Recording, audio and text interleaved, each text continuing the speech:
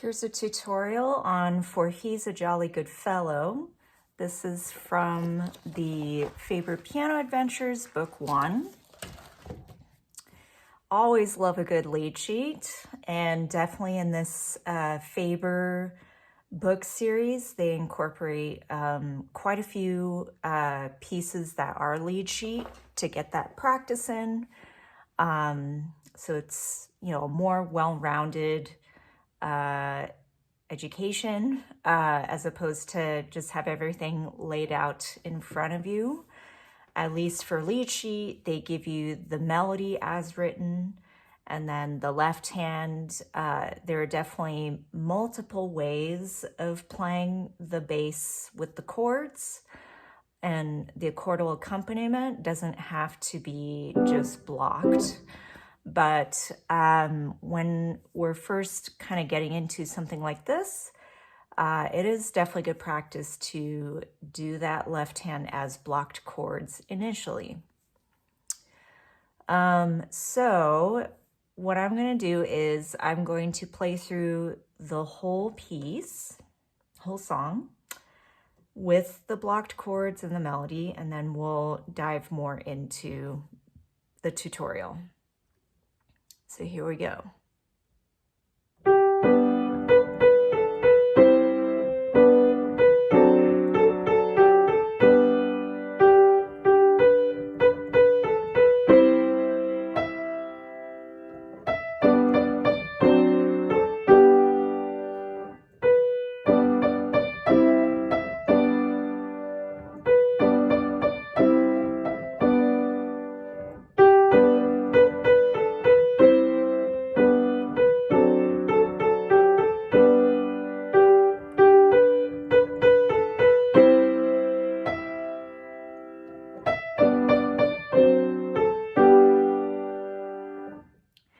There you have it.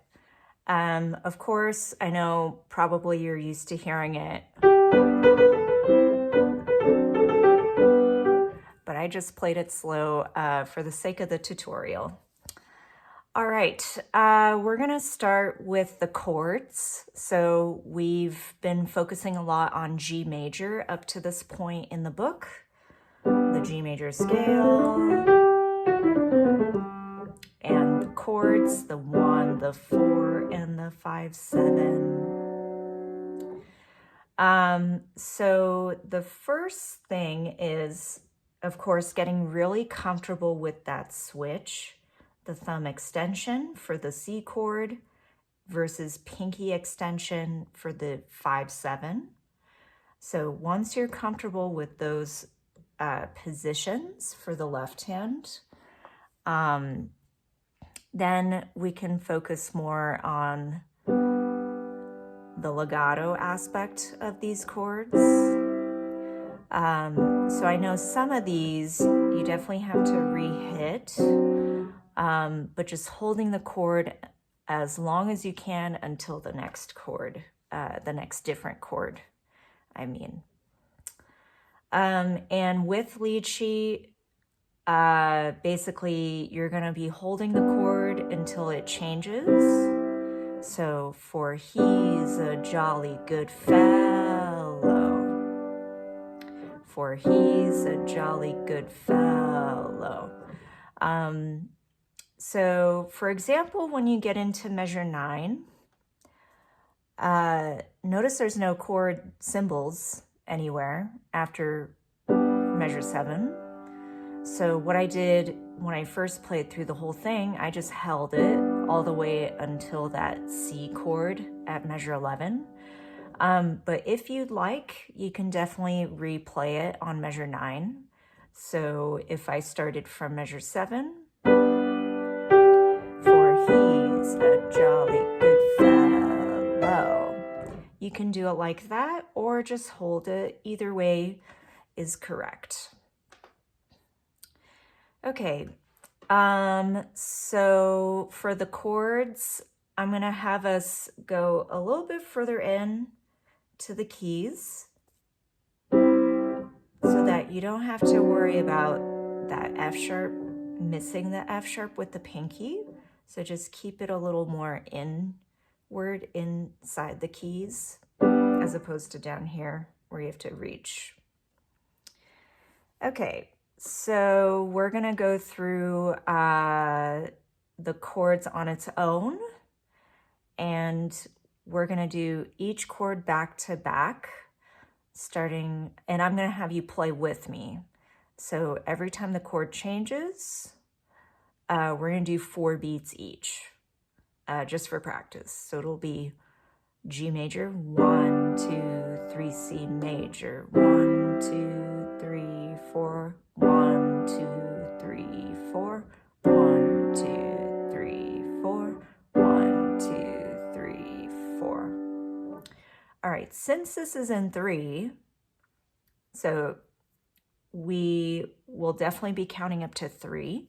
So let's change it now. We're gonna take out that extra 4th beat and just do 1, 2, 3, and then we change, okay? So measure 1 to 8 only, with the left hand only. 1, 2, 3. 1, 2, 3. 1, 2, 3.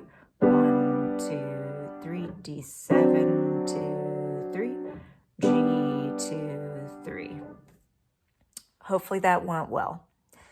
All right. And then now moving over to the chord changes on the next page.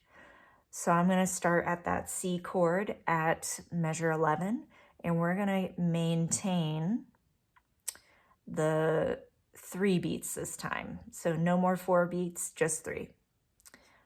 All the way to the end of the page. So ready, steady, go.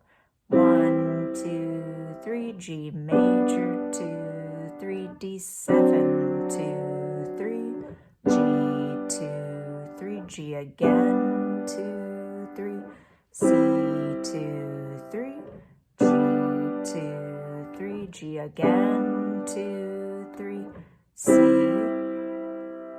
and G. Awesome. Of course, there's going to be more holding involved for some of these chords due to the melody. And that leads us to working on the melody now. All right.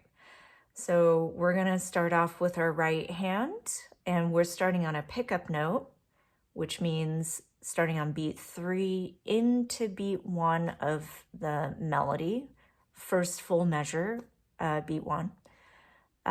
So let's focus on just measure 1 to 8.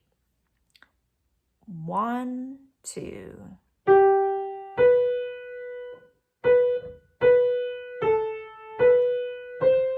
2, 3.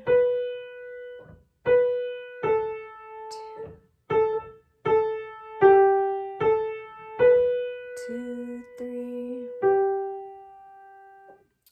All right, one thing that you can incorporate just with the right hand on its own is practicing kind of just a very slight diminuendo, getting a little bit less on the ends of the slurs. So for that first slur,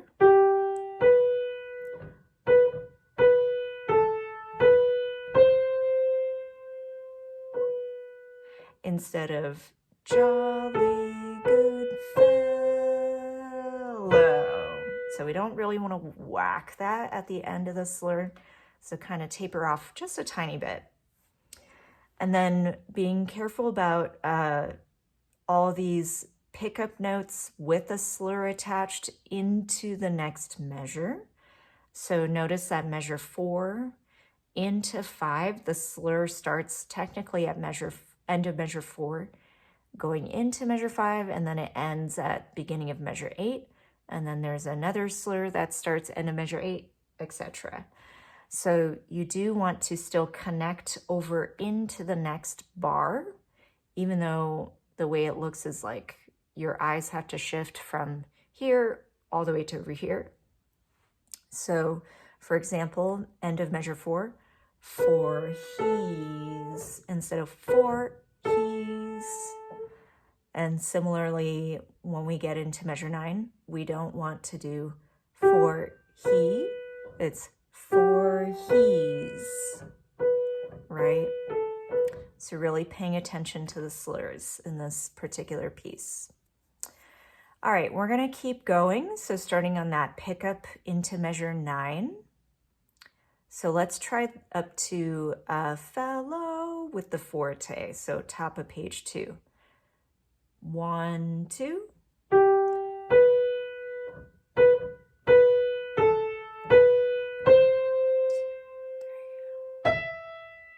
So notice that it says extend. So there's going to be a bigger gap because C to E is a skip. That's what they mean by extend. And then after that, keep your 5 on the E, 4 on D, skip with a 2. So we have this 4, 5 skip, and then measure 14, it's a 3, 2 skip. So if you need to circle those or just taking a mental note, those are going to be a little more stretchy with the fingers. And that'll lead us back to how we started with our position at the beginning of the piece, which is 1 on that G. Okay, moving on to the next 2 lines. So pick up into 17.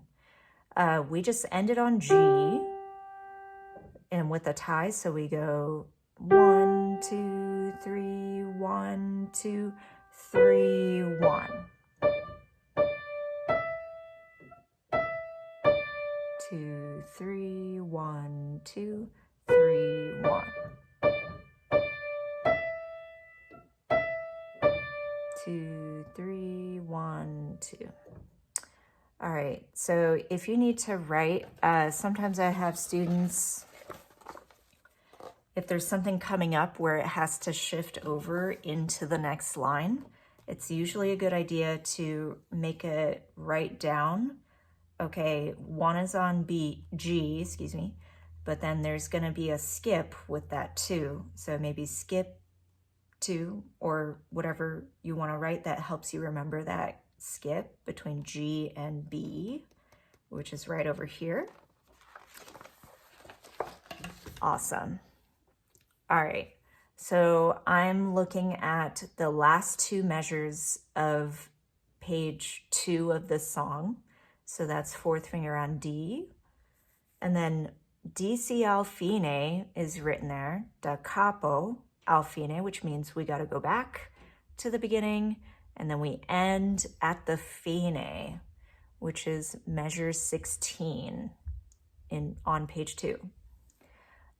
So we're going to go ahead and do that. So starting at second to last measure on page 2. 2, 3, 1, 2, back to the beginning. 2, 3.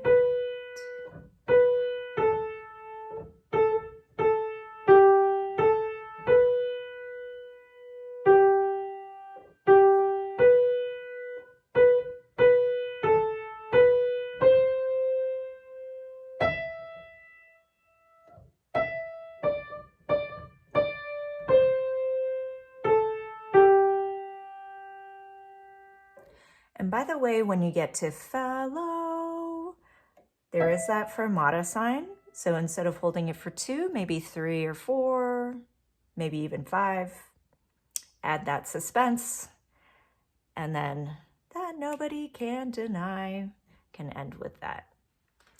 So what I mentioned at the beginning of the video with practicing blocked chords first for this lead sheet exercise piece. Later down the road, just keeping in mind, there are definitely so many different ways of playing the bass. Once you get the hang of what chords are involved. So I'll just give you a few examples off the top of my head.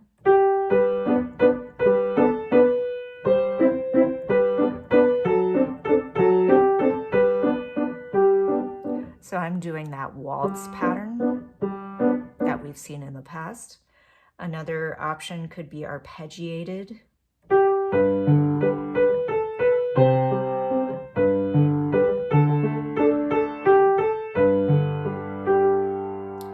That's just one way, or